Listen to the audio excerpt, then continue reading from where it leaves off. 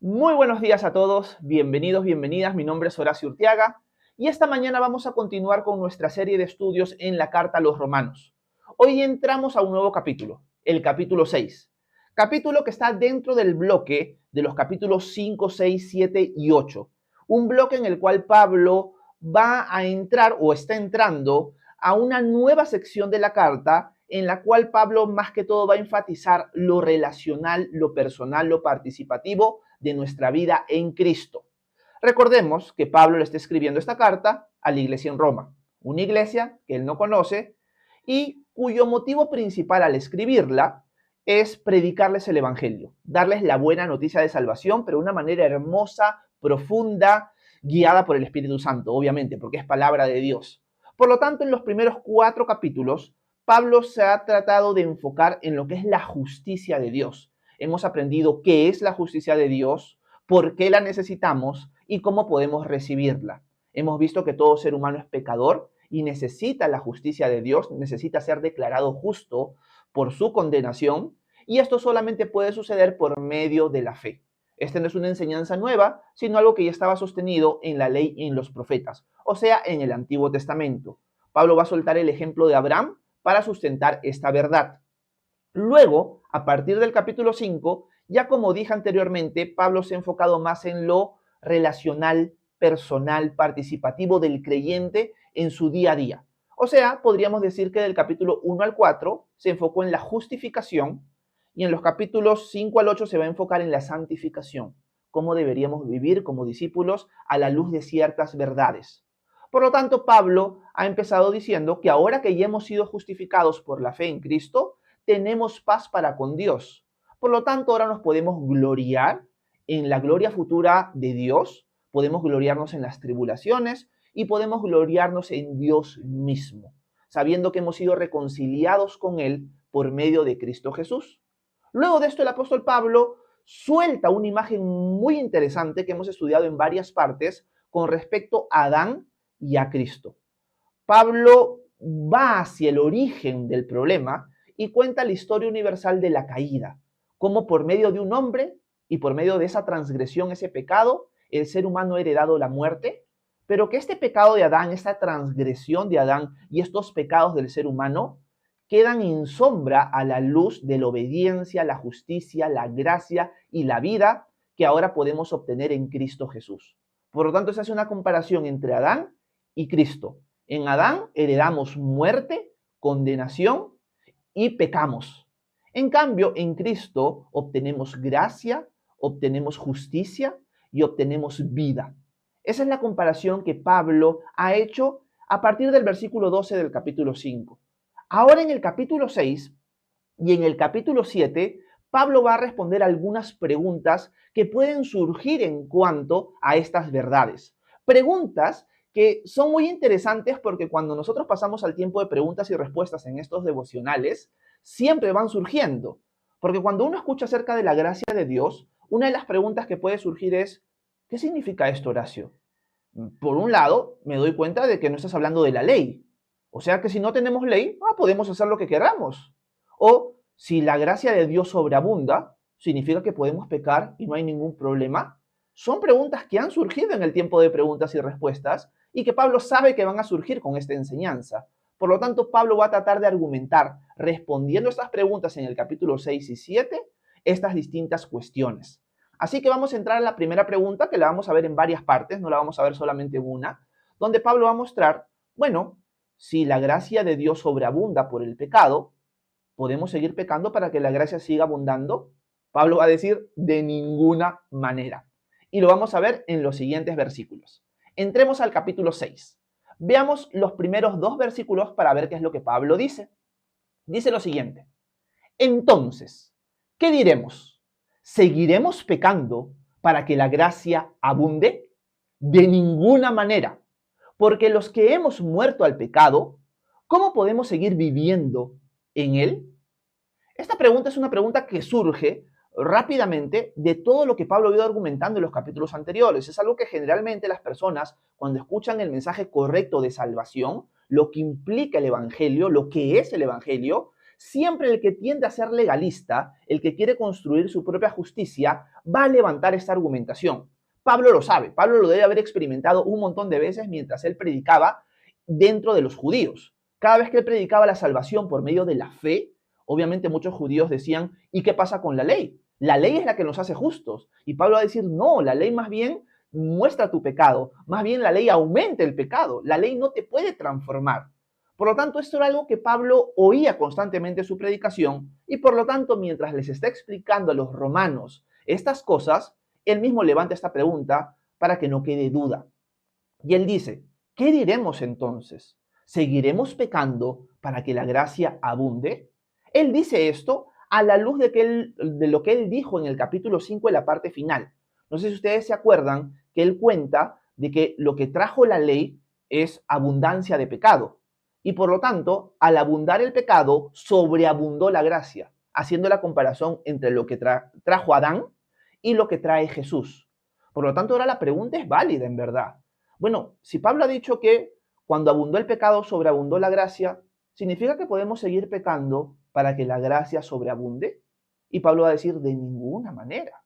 Pero eso es una pregunta que siempre va a surgir y que tenemos que tenerla presente. Cuando nosotros anunciamos la gracia de Dios, siempre va a surgir esta pregunta. Es más, yo creo que si esta pregunta no surge, es que quizás no estamos predicando un evangelio correcto, un evangelio de gracia.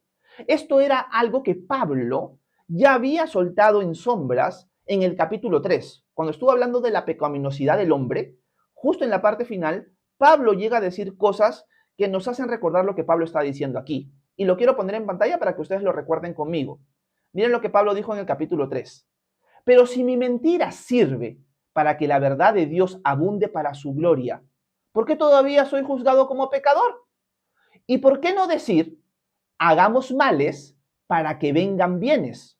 Así nos calumnian algunos que afirman que eso es lo que enseñamos. Estas personas se tienen bien merecida la condenación. Esto lo vimos hace mucho tiempo atrás, cuando estudiamos el capítulo 3. Pablo dice, hay gente que nos calumnia de esa manera. Lo que Pablo está enseñando es, hagamos males para que vengan bienes. Acá Pablo ya lo está elaborando mucho más. Pablo está diciendo, entonces, ¿seguiremos pecando para que la gracia abunde? Y la respuesta de Pablo es un rotundo no. Tenemos que entender lo siguiente esta mañana. Para muchas personas, cuando escuchan el tema de la gracia de Dios, les parece un poco extraño, les parece contradictorio, porque lo están viendo con ojos naturales y no con ojos espirituales. La gracia de Dios, como Pablo lo ha explicado en los capítulos anteriores, humanamente hablando, sería perjudicial. Porque si yo le digo a alguien, ¿sabes que Dios te perdona? Porque Él hizo todo el trabajo. Tú confías en Él y eres libre de pecado. Eres perdonado, tienes salvación, tienes vida eterna, tienes vida. Humanamente hablando, vamos a quitar el área sobrenatural, el área espiritual, el área relacional, el área de la vida. Si solamente fuera teoría nada más, sería lo más perjudicial del mundo, porque ahora esta persona que sigue muerta en sus delitos y pecados va a decir, bueno, ya estoy perdonado, por lo tanto, bueno, voy a pecar como si nada, porque Dios ya me perdonó. Naturalmente eso es lo que surgiría. Por lo tanto, las personas que no entienden la dimensión espiritual de la salvación van a decir, es imposible predicar así. Si las personas no tienen una regla y una amenaza de parte de Dios, no se van a portar bien. Si a la gente no la amenazamos y no le ponemos una línea bien clara de las cosas que tiene o no tiene que hacer, se van a desviar, se van a descarrar y van a hacer lo que se les da la gana. Naturalmente esto surgiría, pero lo que Pablo se va a encargar de explicar en los siguientes versículos y siguientes capítulos es que la salvación no es algo natural, es algo sobrenatural. Y la gracia de Dios te transforma. No solo te declara justo, sino que te transforma, te da vida. Por lo tanto, ya no vives como antes, eres una nueva criatura. Y eso es algo que tenemos que entender. Cuando entendamos el Evangelio, cuando lo escuchemos, tenemos que entender que no es algo natural, sino que es algo sobrenatural que Dios hace en nosotros, para con nosotros.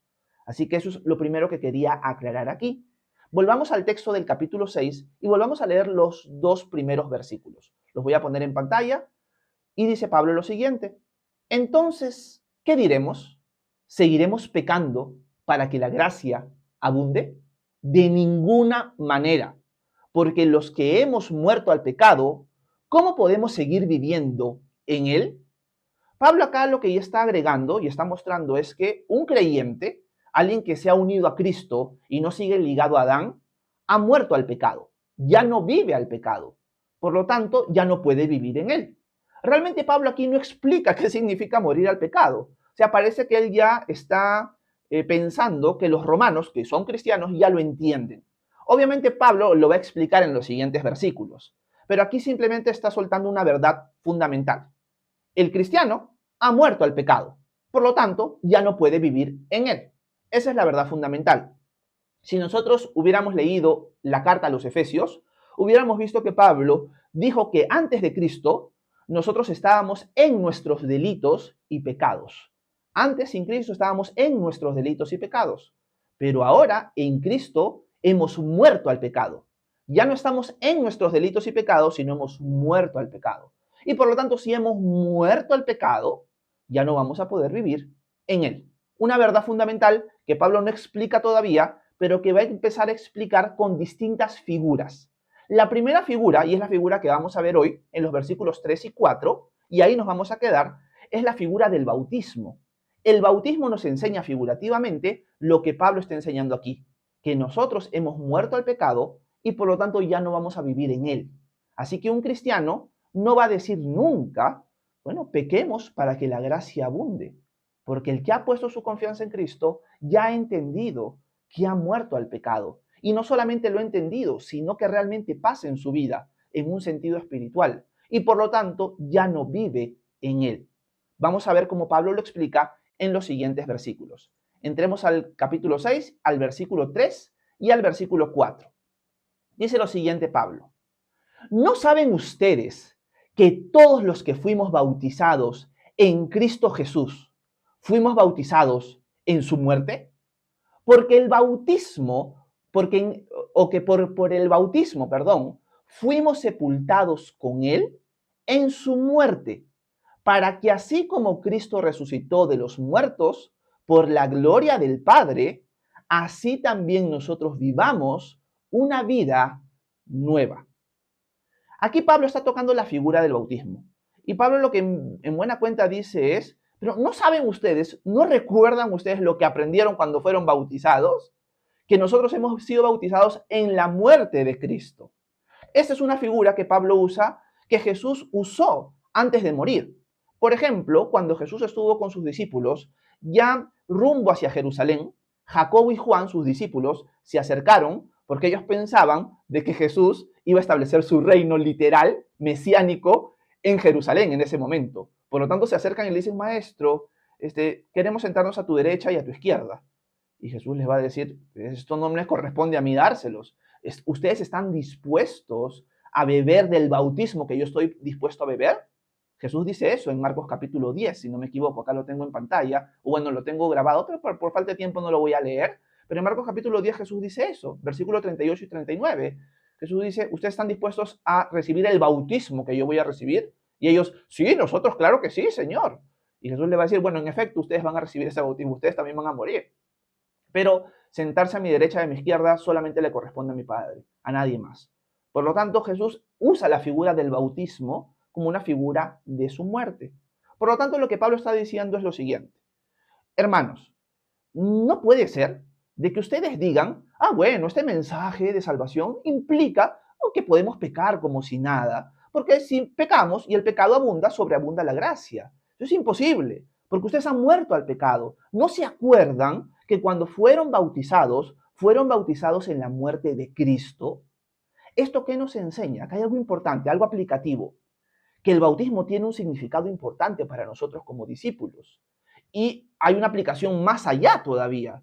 La aplicación es esta, de que una persona que va a ser bautizada debería entender esta verdad.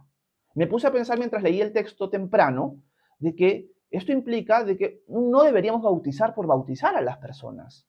La persona que va a ser bautizada debería entender el significado del bautismo. Por eso es que la iglesia primitiva y la iglesia antigua discipulaba a los creyentes antes del bautismo. O sea, no era que creían y se bautizaban inmediatamente. Lo que vemos en el libro de los Hechos, por ejemplo, que sí es inmediato, es de personas que ya conocen al Dios verdadero. Y por lo tanto se les puede discipular luego del bautismo. pero personas que venían de una idea de dioses paganos, de distintos dioses, tenían que ser discipulados primero para conocer quién era el Dios verdadero y que era el único, y además entender el significado de lo que iban a hacer, entender el significado de quién era el Padre, Hijo y Espíritu Santo, pero como dice Pablo aquí, también entender cuál es el significado del bautismo. Y el significado del bautismo es que nosotros morimos en Cristo y resucitamos con Él.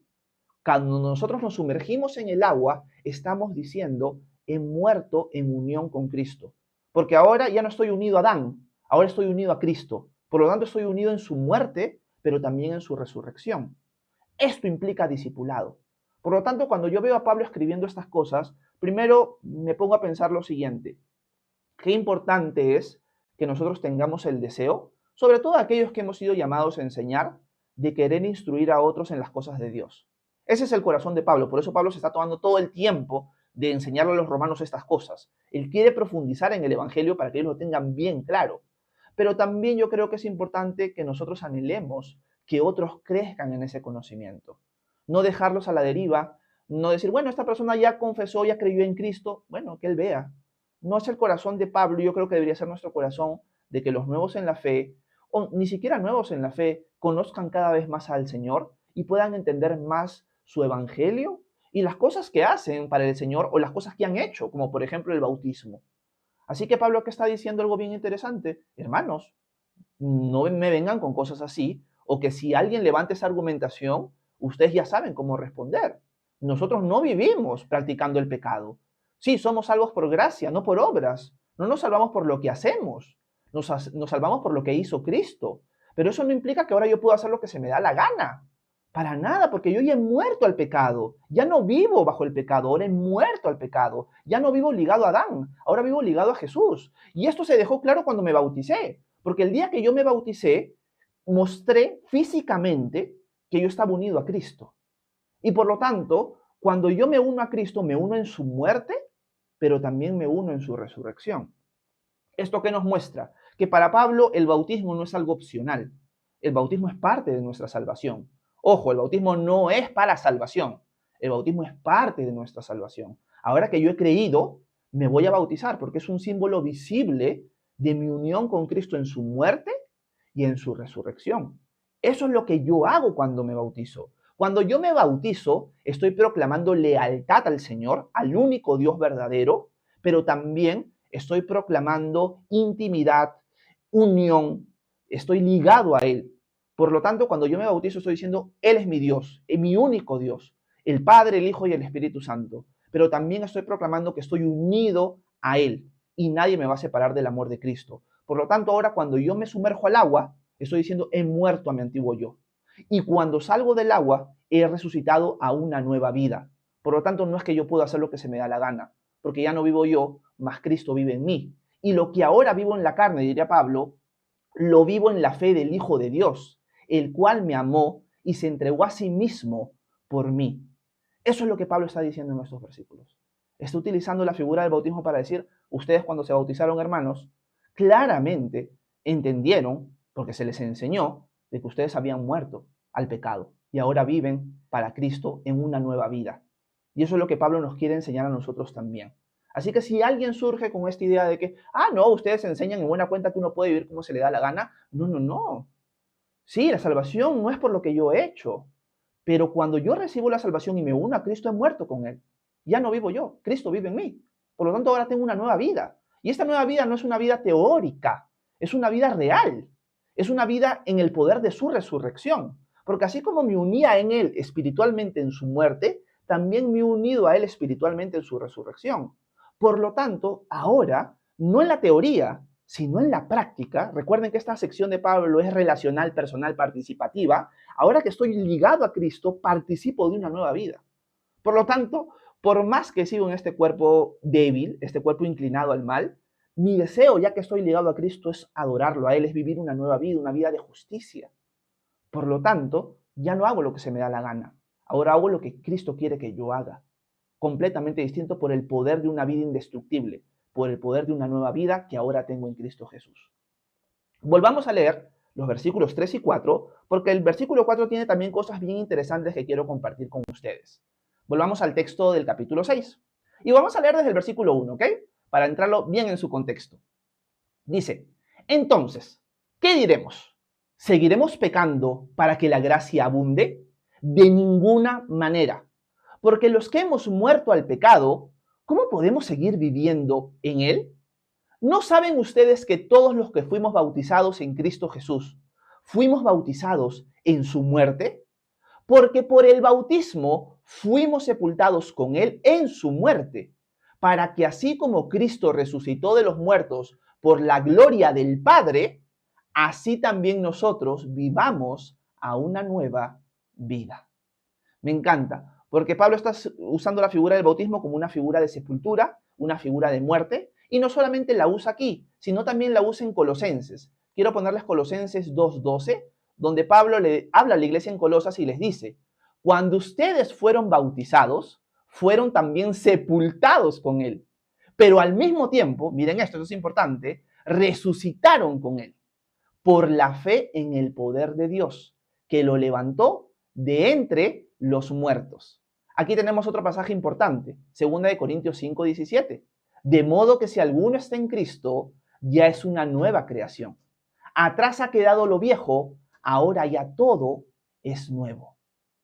Me encanta porque estos textos nos muestran que el bautismo es un símbolo de nuestra sepultura en unión con Cristo en su muerte, pero también un símbolo en unión con Cristo de su resurrección.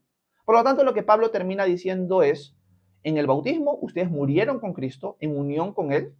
El bautismo, podría agregar esto que capaz no lo he dicho, el bautismo sin la fe en Cristo no sirve para nada, por si acaso. Una persona puede sumergirse en el agua, puede salir de ella, pero si no está unida a Cristo realmente en el Espíritu, no sucede nada, por si acaso. Este bautismo es un símbolo, es una representación, es una imagen, es una ilustración de lo que ha sucedido con nosotros. Y yo lo reconozco públicamente. Yahweh es mi Señor, Jesús es mi Señor. Por lo tanto, muero con Él y resucito a una nueva vida con Él. Esto es lo que realmente ha pasado en mí. De modo que si alguno está en Cristo, nueva criatura es. Las cosas viejas pasaron, todas son hechas nuevas. Por lo tanto, cuando nosotros nos bautizamos y cuando nosotros hemos creído en Cristo, tenemos que entender lo siguiente. El día que yo decidí seguir a Cristo, ese día el viejo Horacio murió. Ese día el viejo Horacio se identificó con la muerte de Cristo. El Horacio antiguo dejó de existir. Ahora existe un nuevo Horacio, Horacio el Hijo de Dios. Y este Horacio el Hijo de Dios no va a vivir una nueva vida en base a leyes, en base a reglas, tratando de cumplirlas con su propio esfuerzo, sino ahora busca obedecer a Dios en una nueva vida, en un poder que Dios te ha dado a ti por medio de su Espíritu. Que Pablo esto lo va a explicar recién en el próximo capítulo. Pero ahora vivimos una nueva vida. Ahora, para terminar, ¿qué significa vivir en una nueva vida? En novedad de vida, dice otras versiones. Yo creo que es importante aclarar esto, porque hay personas que cuando creen en Cristo y mueren con Él y resucitan una nueva vida, piensan que esta nueva vida se trata de apariencias. Bueno, ahora me voy a vestir capaz de una manera muy distinta al resto, capaz ahora voy a hablar de una manera muy distinta al resto, y eso no está mal por si acaso. Pero tenemos que entender que la nueva vida es una vida contraria al pecado, no a culturas, no a prácticas, no a formas, no a apariencias, sino al pecado. Ahora yo vivo para la justicia, no para cumplir reglas, no para mostrar apariencias, sino porque ahora yo quiero ser justo como mi Señor es justo. Y ahora me ha dado la capacidad para yo poder vivir justamente. Por lo tanto, en mi boca no va a haber mentira. En mi boca o en mis pensamientos van a siempre desaparecer la lujuria y cosas similares. Todo lo que sea pecaminoso, vamos a morir a ello. Y todo lo que sea justo, vamos a caminar en ello. Esa es la idea. ¿Por qué digo esto? Porque sucede que muchas personas, aunque van entendiendo este mensaje, de todas maneras le quieren agregar obras. Bueno, ¿sabes qué? Por lo tanto, si yo voy a poner ejemplos capaz exagerados, ya que pueden llamarles la atención a ustedes. Bueno, ¿saben qué? Quizás yo puedo fumar, ¿ok? Alguien va a decir, Horacio, eso es pecado. Pero realmente la Escritura no muestra eso. Sabemos que el cigarro es malo para nuestra salud. Toco este ejemplo a propósito porque sé que va a escandalizar a muchos.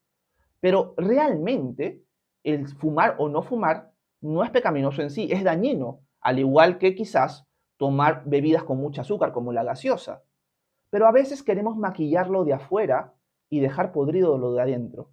Queremos quitar cosas que capaz son culturales malas para nosotros, pero realmente lo pecaminoso no quitarlo de en medio, no caminar en una nueva vida. Por lo tanto, quizás no fumo, quizás no tomo, pero ¿qué hago? Miento, chismeo, hablo mal de los demás, que viene a ser lo mismo que el chisme, y hago muchas cosas que muestran una hipocresía. No camino en novedad de vida ni busco caminar en novedad de vida. Busco disfrazarme de algo que no soy. A eso voy y por eso toco ese ejemplo llamativo y escandaloso para algunos.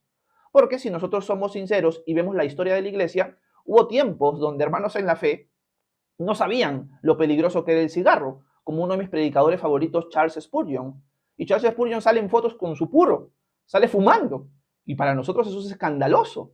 Pero realmente no era pecaminoso, pero era dañino para él. Pero de nada sirve si Spurgeon no fumaba, pero mentía, robaba, hablaba mal de otros, era un hipócrita. Un discípulo ha muerto al pecado y busca seguir muriendo en él. Un discípulo busca caminar en nueva vida y busca seguir caminando en ella, en el poder del Espíritu, no en el poder de su carne, no en el poder de sus fuerzas, sino en el poder de su Espíritu. Porque ahora el Señor nos ha dado una nueva vida y ahora debemos vivir caminando a la luz de esta. Y va a ser una lucha. Pablo lo va a seguir explicando en los siguientes versículos y capítulos. Pablo lo explica en la carta a los Gálatas, que aunque ya tenemos una nueva vida, todavía seguimos en este cuerpo mortal, en este cuerpo débil, del cual hablamos en el capítulo 5. Por lo tanto, nos vamos a encontrar en una lucha. Dios me ha dado una nueva vida, pero sigo en este cuerpo de muerte. Por lo tanto, tengo que alimentar más la nueva vida que el cuerpo de muerte. Pregunta para terminar y con eso nos vamos ya hacia el final. Déjenme ver cómo voy en tiempo. Uy, voy en tiempo un montón. Pregunta para terminar. ¿Estoy buscando alimentar más el espíritu que la carne? ¿Estoy caminando más en la carne que en el espíritu? ¿Realmente estoy viviendo como muerto al pecado y en una nueva vida? ¿O estoy haciendo todo lo contrario? Dependamos del Señor, pidámosle ayuda y ya sabemos cómo contestarle a alguien que nos acusa de que nosotros enseñamos de que, bueno, hagamos males para que vengan bienes. Eso es una tontería para los que estamos en Cristo Jesús. Dicho esto, espero que haya sido de edificación. Como siempre digo, pienso que va a ser el devocional muy corto, al final termina siendo más largo de lo previsto, pero espero que dentro de todo se haya entendido, que los haya podido edificar, que les haya podido exponer mejor las escrituras. Y ya saben que si tienen alguna pregunta, alguna duda, algún comentario, por favor, háganmelo saber, que con gusto voy a intentar responder sus preguntas a continuación. Muchas gracias por su atención. Que Dios los bendiga a cada uno de ustedes. Bueno, déjenme apagar un ratito la grabación de la cámara y paso al tiempo de preguntas y respuestas con ustedes. Okay, perfecto. Déjenme ver por aquí. Y vamos a ver si me pongo en el centro de la pantalla. Perfecto. Bueno, gracias a todos los que me han estado acompañando. Ya saben que una de las formas en la cual me pueden apoyar es dándole tap a la pantalla varias veces, porque así permiten que el algoritmo de TikTok alcance a más personas. Así que si me pueden ayudar así, se los agradecería un montón. Y dicho esto, voy a subir en los comentarios para saludarlos y responder sus preguntas bíblicas. Si tienen preguntas sobre Dios, el cristianismo, la Biblia, de lo que hemos leído o de otras cosas, estoy para servirlos. Gracias por acompañarme esta mañana. Déjenme ver, vamos a subir en los comentarios. Y me quedé por el saludo a Teche, a Iván, y no había saludado a Magdalena González. ¿Cómo estás, Magdalena? Bienvenida. Gracias por estar con nosotros hoy. Vania Marisol, ¿cómo estás hasta Lima? Si no me equivoco es de San Juan del Lurigancho, Vania. Así que le mando un abrazo. Bienvenida. Gracias por estar con nosotros también hoy, Marisol. Yesni, buenas tardes hasta España. Un abrazote. Yesni siempre con nosotros. Un abrazo, Yesni. Espero que estén siendo de bendición estos devocionales para ti. Verónica, ¿cómo estás? Verónica Núñez Cardona, hasta Orlando, Florida. Un abrazote, bienvenida. Gracias, Ana Luisa, por los regalitos y a todos los que me han apoyado en el transcurso del devocional. Quiero saludar a Shirley. ¿Cómo está Shirley? Hasta Costa Rica. Un abrazo, bienvenida.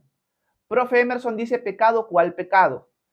Profe Emerson dice, pero Adán no existió, es solo un... bueno, el profe es alguien seguro ateo o algo así. Miguel Eduardo, ¿cómo estás hasta Piuras? Buenos días.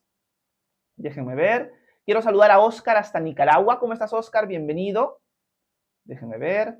Vania dice, yo escuché a un pastor chileno que una vez que obtenemos la gracia podemos seguir pecando. Bueno, ahí vemos, Vania, de que es un pastor, entre comillas, y que está enseñando cualquier otra cosa menos el Evangelio. Si nosotros queremos conocer muy bien el Evangelio igual, las buenas nuevas de salvación, tenemos que conocer Romanos, de arriba abajo, conocerlo y hacerlo nuestro. Yo creo que el estudio de Romanos es muy beneficioso para nosotros para entender correctamente el mensaje de salvación y no distorsionar esa verdad. Así que Romanos está puesto por Dios para nosotros en ese sentido. Vania dice, la ley solo nos hace ver lo pecadores que somos y por tanto no podíamos salvarnos por nosotros mismos. Amén, Vania, gracias. Quiero saludar a Isabel, hija de Dios. ¿Cómo estás, Isabel? Un abrazo hasta México. Buenos días. Dice, para eso está el Espíritu Santo, quien nos va a guiar a hacer lo bueno. Amén, Vania. Excelente. Carlos Acosta, buenos días. Dice, el que está en Cristo, nueva criatura es, ya las cosas viejas pasaron y la vida vieja terminó. Amén, Carlos. Excelente comentario.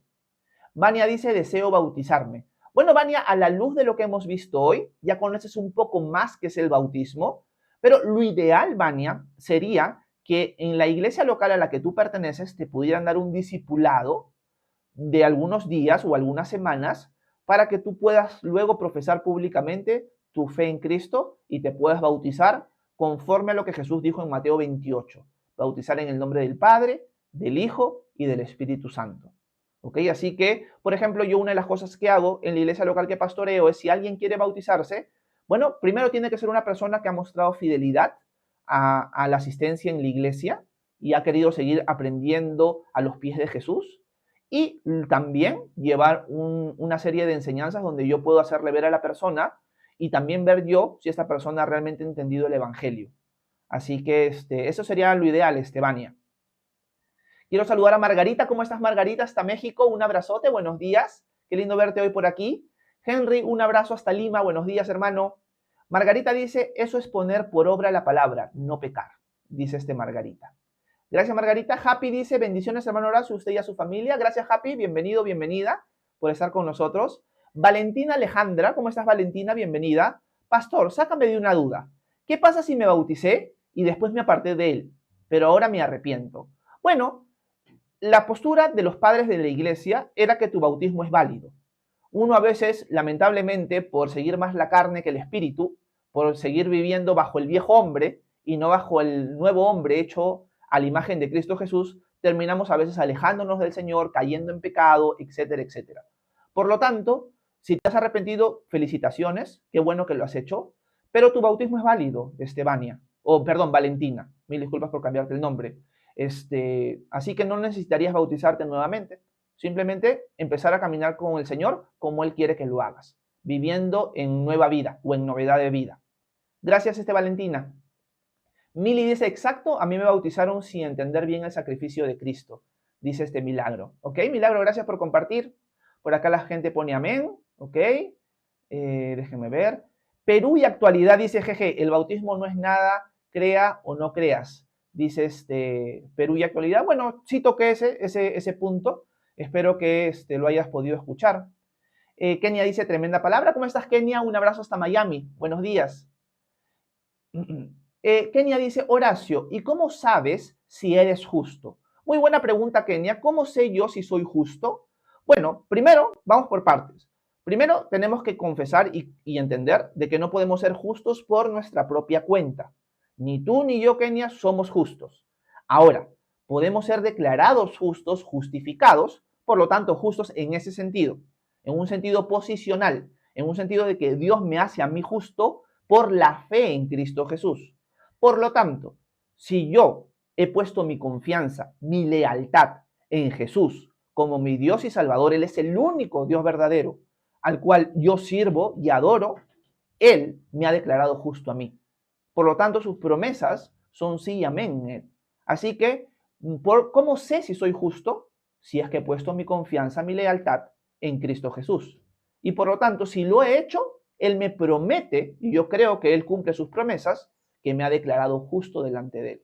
Y ahora sucede algo también interesante, Kenia, que a la luz de lo que hemos visto en estos primeros 4 versículos de Romanos 6, ahora empezamos a experimentar una nueva vida, nuevos deseos, nuevos impulsos que antes no teníamos. O sea, de todas maneras experimentamos un cambio en la práctica cuando creemos en Cristo.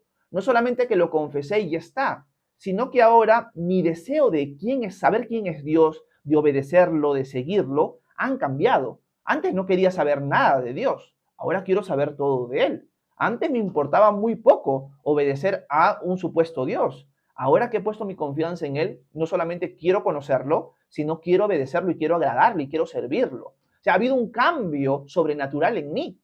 Por lo tanto, mi fe en Cristo hace que yo pueda confiar, el Señor me ha declarado justo.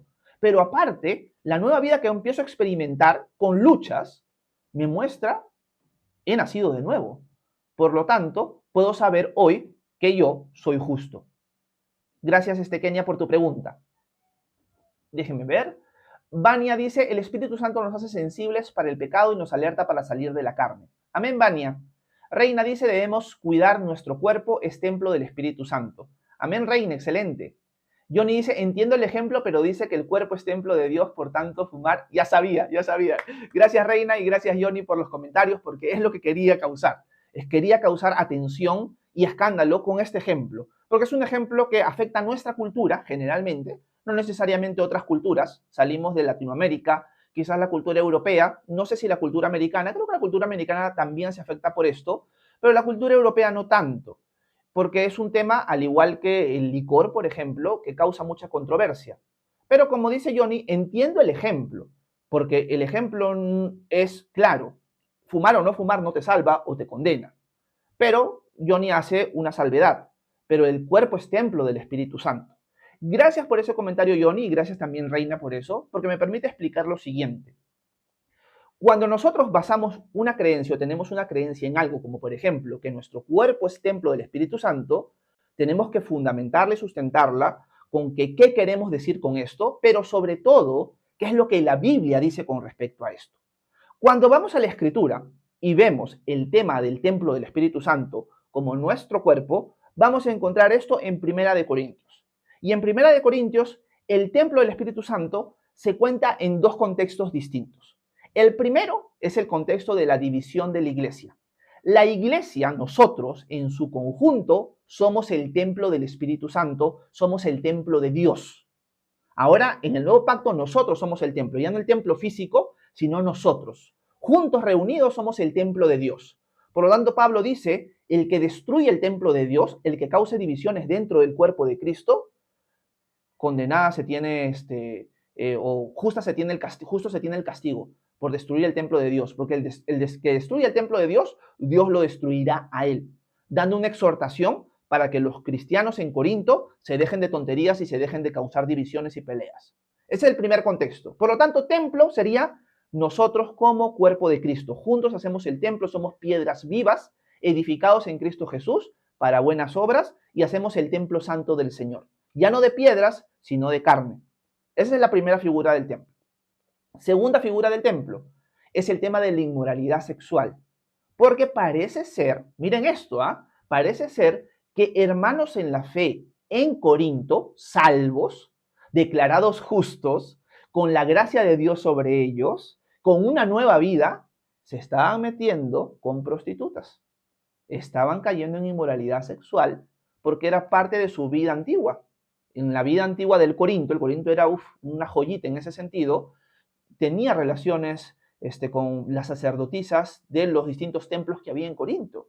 Por eso que llegan algunos a los pies de Cristo, pero el viejo hombre jala. Por lo tanto, terminaban en este pecado, metiéndose con prostitutas. Y Pablo les tiene que llamar la atención y les dice, todo pecado externo, sí, es una ofensa a Dios, pero el único pecado que va en contra del cuerpo es la inmoralidad sexual.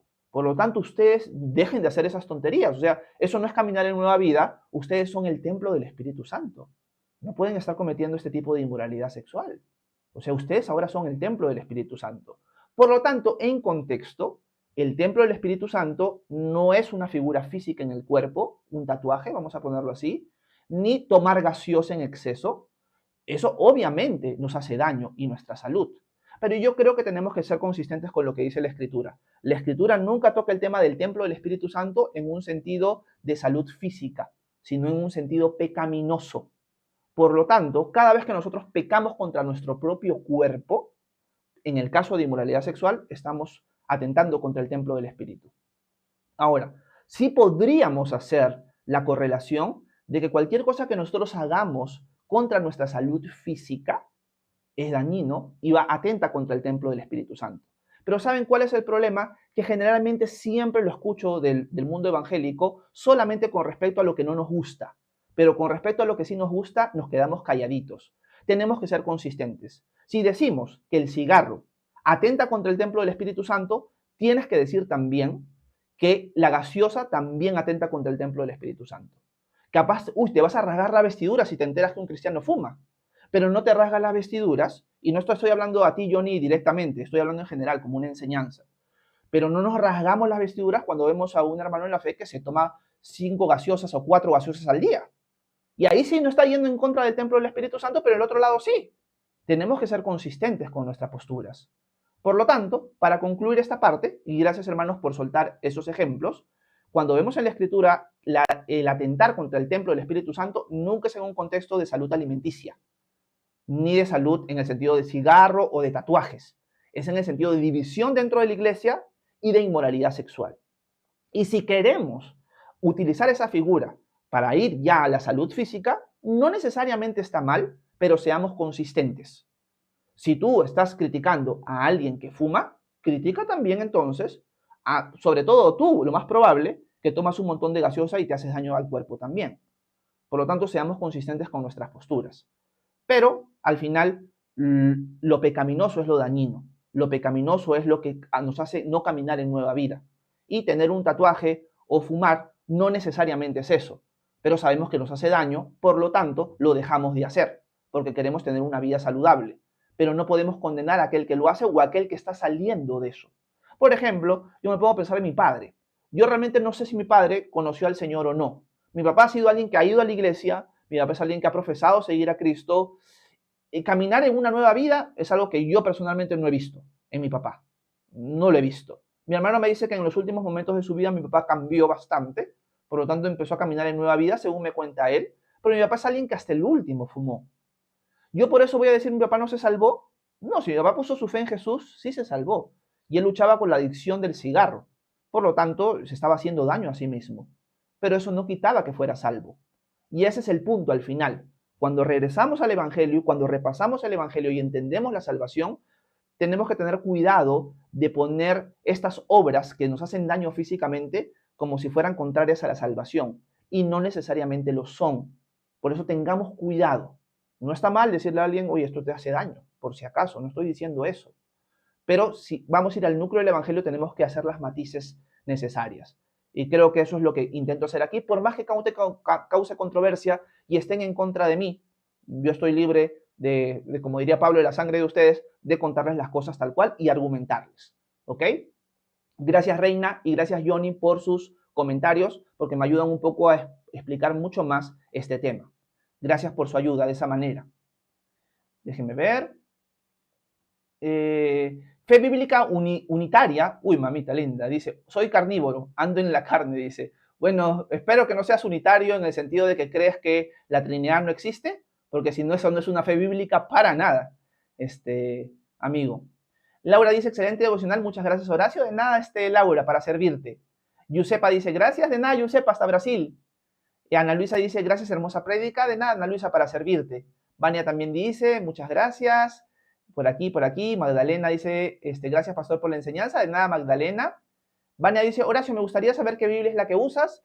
En internet uso la Reina Valera contemporánea, Vania. Valentina dice, pastor, sácame una nuda. Bueno, esto ya se lo respondí. Déjenme ver por aquí. Fe Bíblica Unitaria dice, Jesús es Dios como el Padre. Gracias, Fe Bíblica Unitaria, por tu nick. Sé que quizás no crees en la Trinidad, pero lo que te podría decir rápidamente, para no dar una argumentación larga sobre la Trinidad, es que el mismo bautismo muestra la Trinidad. El mismo bautismo muestra que Dios no es el Padre al mismo tiempo que es el Hijo y al mismo tiempo que es el Espíritu Santo, o que son modos distintos de aparecerse de una sola persona divina, como si se pusiera máscaras o apareciera en modos distintos.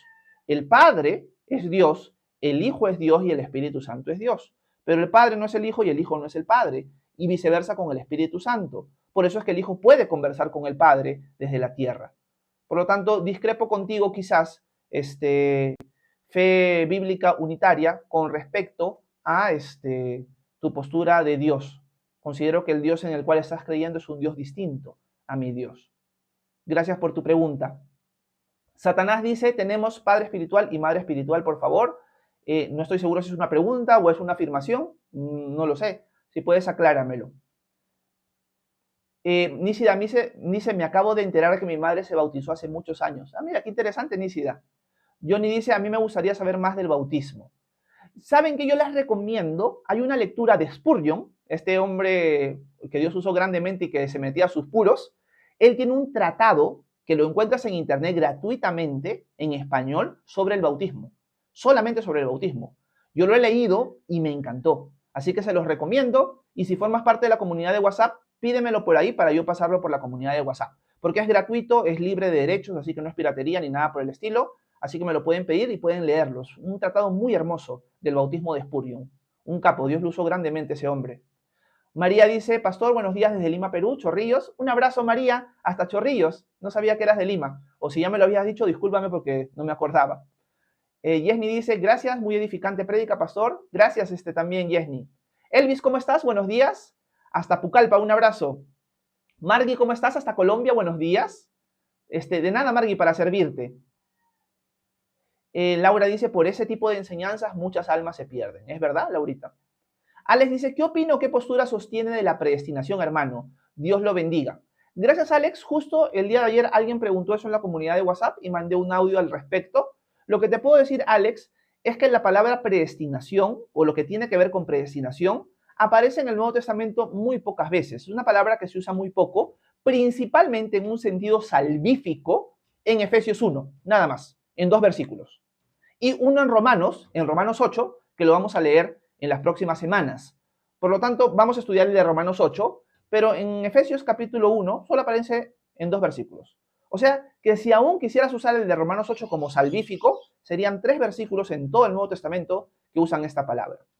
Cuando nosotros vemos esta palabra a la luz de su contexto, donde no le deberíamos dar tanto peso por lo poco que aparece, aunque sí es una enseñanza y es una palabra, por lo tanto tenemos que analizarla, es que Dios nos ha predestinado en Cristo Jesús. O sea, el centro de la predestinación no es el hombre, sino es Cristo.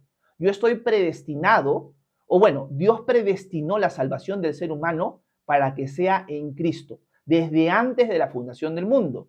Al punto que el apóstol Pedro va a decir que Jesús ya estaba dispuesto a ser sacrificado o preparado para ser sacrificado desde antes de la fundación del mundo. ¿Cómo es posible que Jesús haya estado preparado para ser sacrificado si todavía no había caído Adán? Porque Dios está por encima del tiempo. Dios ve el pasado, presente y futuro de una manera muy distinta a la de nosotros. Por lo tanto, la predestinación es que Dios ha predestinado, o sea, lo ha puesto como un destino anterior a nosotros, ha decidido que sea así, que todo aquel que cree en Cristo sea salvo. Por lo tanto, el enfoque de la predestinación no son nosotros, sino Cristo. Así que hoy podemos saber que Dios ha predestinado las cosas para que todo aquel que cree en Cristo sea salvo. Esa es la idea de entender la predestinación personal que tengo yo. Gracias, Alex. Happy dice, hermano, ¿cuáles son los 5 puntos calvinistas y qué tan malos son? Bueno, generalmente los 5 puntos del calvinismo, que no es todo el calvinismo, solamente una expresión del calvinismo, es conocido como el tulip. El tulip, T-U-L-I-P. Y cada letra tiene un significado. La T tiene el significado de la depravación total. La U tiene el significado de la elección incondicional. Dios elige incondicionalmente. El hombre está tan depravado que no puede buscar a Dios por su propia cuenta. Esa sería la primera. La L es que la expiación es limitada. O sea, Dios murió por sus elegidos, no por todos. La I es gracia irresistible. Si Dios te llama, tú no puedes rechazarlo. Y la P es la perseverancia de los santos. O sea, el creyente va a perseverar hasta el final. Esas son las letras del tulip o el significado de cada una de las letras. Yo personalmente discrepo con la mayoría de la forma en la que explican estas verdades los calvinistas, pero es algo muy conocido dentro del mundo reformado. Yo no soy calvinista, discrepo con el calvinismo y tengo mis razones, pero por falta de tiempo, Happy, no podría tomarme todo este tiempo para responderte o expandir más esa situación. Lo que te puedo decir es lo que significa cada letra y que discrepo con ellas en varios aspectos. ¿Ok? Quizás más adelante podemos tocar el tema a profundidad, porque veo que hay bastantes mensajes abajo. Así que voy a tratar de correr un poco. Mil disculpas si empiezo a responder rápido, porque ya nos queda poquito tiempo para terminar el live. De nada, Vania, para servirte. Daniela Guadalupe dice, buen día, saludos Horacio desde Guatemala, Dios transforma de adentro hacia afuera. Amén, Daniela, y bienvenida, y un abrazo hasta Guatemala.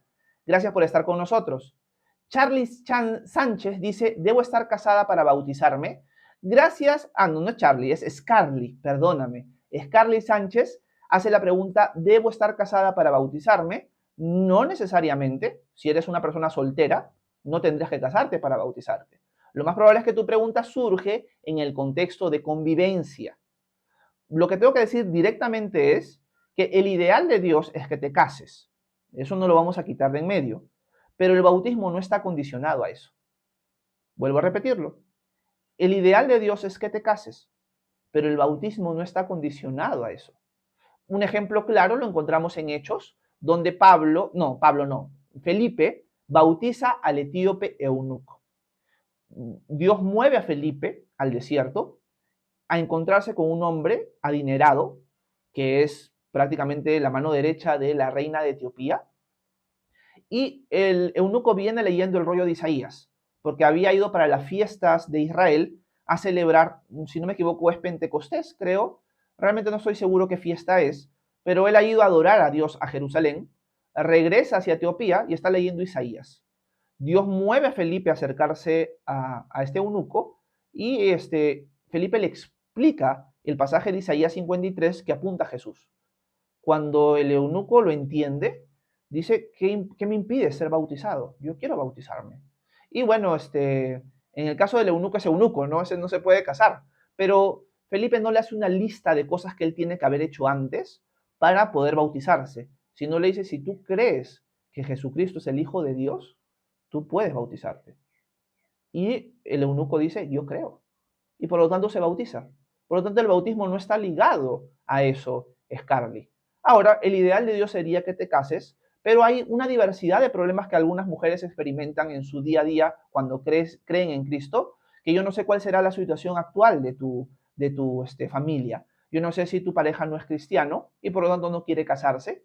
Yo consideraría que si los dos sí son cristianos, se casen y luego se bauticen. ¿Ok? Como para dar un buen testimonio a la iglesia. Pero si, por ejemplo, tu pareja no es cristiano, no quiere casarse, tú ya tienes una familia formada, no podría obligarte o no podría prohibirte, mejor dicho, que te bautices. Una cosa no se relaciona con la otra. Es un tema que quizás tienes que orar y solucionar en un momento preciso, pero no es algo que te condiciona el bautismo. Hay más cosas que tengo que decir, pero ya me gana el tiempo, Scarly. Si quieren formar parte de la comunidad de WhatsApp y preguntarme por ahí, encantado. Me escriben por privado y yo les mando el link de invitación. Porque hay varias matices que tendría que agregar aquí, Scarly, que las he agregado antes en distintos lives que hemos hecho, pero que ahora no me da el tiempo para hacerlo. Lía, ¿cómo estás? Un abrazo hasta Puno, buenos días. Patti, ¿cómo estás? Un abrazo hasta México, hermana, Dios te bendiga. Patti Vaca dice, ¿podría comentar del bautismo de infantes en la Iglesia Católica? Gracias. Bueno, vamos a responder a Patti. El bautismo de la Iglesia Católica Romana es un bautismo de infantes, un bautismo que también es practicado por algunos grupos protestantes evangélicos, como por ejemplo los luteranos, por ejemplo los metodistas, por ejemplo los presbiterianos, no son católicos romanos y bautizan infantes. Ahora, yo personalmente discrepo con el bautismo de infantes. Yo considero que la Escritura nos mueve hacia un bautismo de adultos o de, no necesariamente adultos, pero de aquellos que profesan fe en Cristo. Porque si entramos en el contexto de lo que hemos leído hoy, Patti, vemos que cuando Pablo habla del bautismo, lo habla de algo que la gente ya sabe en la profesión de fe que hacen cuando se bautizan. Un bebé no va a entender cuando lo bautizan de que está muriendo con Cristo y están haciendo una nueva vida con Él. No hay esa fe, no hay esa profesión, no hay esa profesión de lealtad y de muerte en Cristo. Por lo tanto, un bebé ni siquiera está tomando la decisión, tú lo estás haciendo por él. Por lo tanto, a la luz de Romanos 6, yo no me inclino a ver el bautismo como el bautismo de infantes como algo que el Nuevo Testamento enseña. En el transcurso de la historia, la Iglesia ha desarrollado esta doctrina, tienen sus argumentos, Patti, no voy a decir que no los tienen, pero el peso del texto bíblico para mí es muy superior en el bautismo de creyentes que profesan la fe que en el bautismo de infantes que pertenecen a familias cristianas. Porque, ojo, el bautismo de infantes sucede en la tradición cristiana solamente para familias cristianas. Y la forma de argumentar es la siguiente. Nosotros estamos en el nuevo pacto y nuestros hijos nacen dentro del nuevo pacto porque nosotros somos parte de la familia. Entonces, al igual que en el Antiguo Testamento, Abraham fue circuncidado y a partir de él, sus descendientes, su casa, era circuncidada a todos los varones, por más de que creían o no creían, en el nuevo pacto también sucede igual. Somos parte del nuevo pacto y nuestros hijos entran en una familia que ya es parte del nuevo pacto y por lo tanto tienen que bautizarse, al igual que en el Antiguo Testamento se circuncidaban. Yo considero que esa correlación no es válida, pero ellos tienen esa argumentación. Entonces, no voy a atacar a mis hermanos en la fe que hacen eso, pero personalmente yo discrepo con ese testimonio de bautismo de infantes. La Iglesia Católica Romana lo sostiene. Solo que la Iglesia Católica Romana, Patti, tiene matices con los cuales sí discrepo, y no solamente discrepo, sino, digo, están mal completamente. No es que son distintas opiniones usando la Escritura, considero que están mal. El bautismo de infantes para el católico romano es salvador, o sea, regenera espiritualmente al bebé. O sea, en buena cuenta, el bebé al ser bautizado se vuelve creyente, espiritualmente hablando, nace de nuevo. Considero que eso no enseña el Nuevo Testamento. Entonces, yo discrepo con esas posturas, Patti, pero más o menos esas son las matices que hay dentro del mundo cristiano con respecto al bautismo de infantes. Los presbiterianos no creen eso, los luteranos no estoy seguro de en verdad, pero por ejemplo los metodistas o los presbiterianos bautizan infantes, pero no dicen que nació de nuevo o algo así, ¿no? Simplemente es como parte de unirlo a la familia que ya conoce al Señor. Yo considero de que uno debería bautizarse cuando ha profesado su fe en Cristo. Y dice, he muerto con Cristo, he resucitado una nueva vida con Él es mi Dios. Y me bautizo en el nombre del Padre, el Hijo y el Espíritu Santo voluntariamente, porque yo he creído. Considero que esa es la postura bíblica. Gracias, Patti. Francesca dice, buenos días, quiero saber si lo que se bautiza de niños es válido. Bueno, acá se une la pregunta de Patti, porque acá Patti pregunta, ¿qué opinas? Y Francesca dice, ¿es válido el bautismo de infantes? Bueno, yo no atacaría el bautismo de infantes en el sentido de decir es inválido, porque de todas maneras una persona que pone su fe en Cristo, vamos a poner en la adolescencia, y fue bautizado de niño, de todas maneras fue bautizado en el nombre del Padre, el Hijo y el Espíritu Santo. Podríamos decir que el bautismo de infantes se le aplicó a esta persona que acaba de creer en Cristo. Aunque lo hizo en el pasado, no necesariamente lo anula. Por lo tanto, yo no condenaría a alguien que se ha bautizado de bebé, ahora ha puesto su confianza en Cristo porque antes no lo había hecho, ha nacido de nuevo. Yo no considero que el bautismo de infantes es inválido, ¿ok? Que su bautismo cuando fue bebé y no decidió nada, queda anulado. Considero de que si tú lo deseas, y dices, ok, yo sí considero que ese bautismo fue válido, porque fue en el nombre del Padre, el Hijo y el Espíritu Santo, está bien, lo importante es que ahora he nacido de nuevo y sí he sido bautizado. Pero pueden haber otras personas que dicen, no, pero yo no formé parte de esto. Mis papás lo hicieron, es más, ni siquiera mis papás son cristianos, pero como eran religiosos, lo hicieron. Yo quiero bautizarme. Yo considero que si una persona tiene ese pensamiento, yo lo voy a bautizar. Porque esa persona entiende en su conciencia de que él no formó parte de eso. Entonces vamos a encontrar dos grupos y yo no voy a condenar al que me dice, no, yo sí considero que el bautismo que hice en el pasado es válido porque fue en el nombre del Padre, del Hijo y del Espíritu Santo. Por lo tanto, capaz no creía en Cristo todavía, pero ahora que he creído en Cristo y soy salvo por la fe, no por el bautismo, mi bautismo en el pasado es válido. Yo reconozco ese bautismo como un bautismo en Cristo. Perfecto. Pero si alguien me dice, no, Horacio, yo no formé parte de eso, yo quiero bautizarme, ok, te bautizo. Yo, por ejemplo, me bauticé, yo he sido bautizado de infante, mis papás ni cristianos eran religiosos nada más, en un sentido muerto, no externamente, y cuando yo creí en Cristo, yo me bauticé. Pero eso yo creo que lo dejo a la conciencia, porque la iglesia en el transcurso del tiempo aprendió a convivir con las dos posturas. Hubo hermanos que practicaban el bautismo para adultos, credo bautistas, y hubo hermanos que practicaban el paido bautismo, bautismo de infantes. Y no se andaban peleando unos a otros. Porque a la hora de la hora, al final, los dos bautizan en el nombre del Padre, del Hijo y del Espíritu Santo. A ninguno está atacando eso. Obedecemos a Jesús, solo que lo entendemos con matices distintas. Entonces, donde yo me sostengo, yo me voy al credo bautismo. Pero respeto a mis hermanos que tienen una postura distinta. Así que esa es la perspectiva que tengo ahora. El otro día estaba conversando con un hermano que es uno de los pastores de una iglesia en Brasil, y él me dice que, por ejemplo, en su iglesia en Brasil, no, si una persona no se ha bautizado de adulto, sino de infante, de bebé, tiene que ser bautizado nuevamente. Una postura un poco más rígida, ¿no? Es así y así. No, yo sí lo considero como que, bueno, lo dejo a la conciencia de la persona. Lo importante es que ha sido bautizada en el nombre del Padre, del Hijo y del Espíritu Santo. Así que esa es mi perspectiva, Francesca. Gracias, Pati, y gracias, Francesca, por las preguntas. Y mil disculpas a todos los que están presentes y han dejado sus preguntas por aquí y no se las puedo responder. No es porque no quiera, sino por falta de tiempo. Voy a pasar tiempo con mi familia y vamos a desayunar, porque yo no he desayunado todavía. Así que gracias por haberme acompañado esta mañana. Si quieren, hacemos un live en la tarde de preguntas y respuestas a las 5. Ahora sí me comprometo a hacerlo sí o sí. No es que quizás, si no lo hago, para que si tienen tiempo libre se den una vueltita por acá y podamos responder algunas preguntas que capaz les he dejado en el aire. Si quieren formar parte de la comunidad de WhatsApp, me escriben por privado acá a TikTok y yo con gusto les mando el link de invitación. Que tengan un excelente fin de semana. Con algunos nos vemos hoy en la tarde y con otros ya nos vemos hasta el lunes para seguir estudiando en los casos de los lunes Santiago. Así que Dios los bendiga mucho. Gracias por haberme acompañado. Nos vemos. Bye, bye.